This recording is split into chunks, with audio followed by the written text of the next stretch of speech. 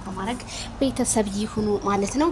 አቤላ በጣም የሚያሳዝን ነገር እንግዲህ ማርቲ ልጅቷ የኔ አይደለችም ብላ የሰው ልጅ አንጥታ ማስተዋወቋ ተሰማ። ታዲያ ማርቲ ዛሬም እንግዲህ ሄርሜላ ከረሜላን እያሰደበች ትገኛለች። አንዳንድ ሰዎች ግን ጤነኞች ናቸው ወይ? ሄርሜላ እዚህ ጋር ምን አገባትና ይቺ የራሷ ፍቅር ያችም ደግሞ የራሷ የሆነ እንትን አላት። እንዴ ምን ሆናችሁ ነው?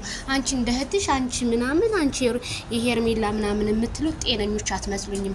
እዚህ ጋር ሄርሜላ ምን ታርጋችሁ? ተፋቷት በቃ።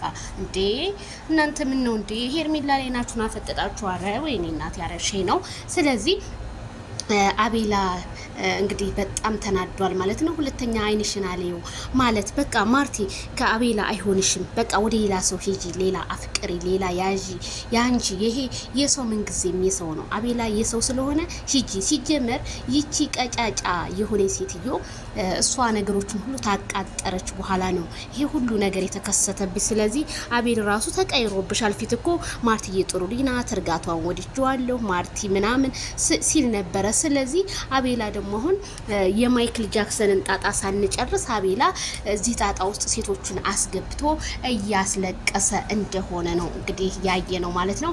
2019 መቼ በገባ ብዬ ተመኘሁ። ምክንያቱም ሴት ልጅ ወንድ ልጅን የማትለምንበት ጊዜ፣ ወንድ ልጅ ደግሞ ሴት ልጅ እንደ ድሮ እየተንበረከከ የሚለምንባት ጊዜ በደረሰ ብዬ ነው እኔ የተመኘሁት። ምክንያቱም እንዳንድ ሴት ልጅ የቡታጅራ ዩቲዩበሮች ራሳቸውን በቃ ሴት ልጆች ዝቅ አድርገው ነው እንግዲህ ወንድ ልጅ እየለመኑት ያሉት። ወንድ ልጅ በቃ እንዴ ያለ ወንድ ልጅ ህይወት አይኖርም እንዴ? ይኖራል በቃ። ትናንትና እንደውም አንድ ልጅ ቲክቶክ ላይ ገብቶ ሲናገር ነበር። እኔ ቡታጅራ ልጅ ነኝ፣ ግን እንዴት ሀገራችንን ቡታጅራ ከተማን በእንደዚህ እንደ ሴት ልጅ ከኛ ጋር ባህልና ወጋለን። ምክንያቱም ሴት ልጅ ተጠይቃ ነው የምትሄደው። ሴት ልጅ በቃ እኔ በሩታ ነው ያየሁት።